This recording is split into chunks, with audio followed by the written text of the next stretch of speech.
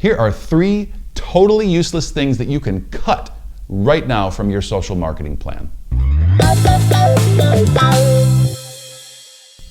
Number 1, paying somebody, anybody to update your Facebook page.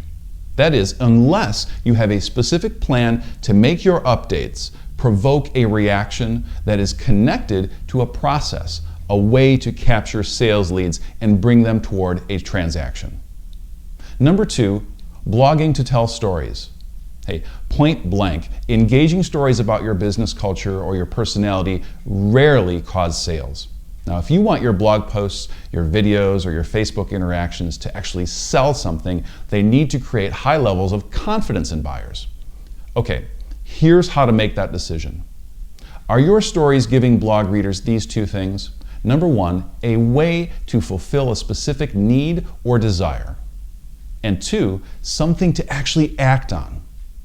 If they aren't, your stories suck, because ultimately you won't be able to connect your product or service to the story in a way that earns a sale.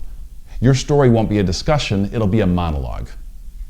And number 3, YouTube videos that, likewise, do not tell a story that, number 1, fulfills a specific need, and number 2, includes that crucial call to action. Here's the skinny.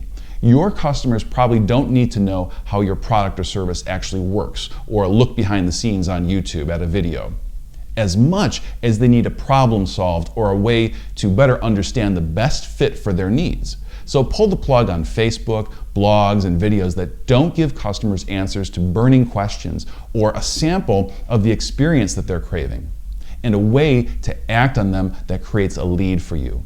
Now, if you do, you'll be one step closer to making social media sell for you. I'm Jeff Molander.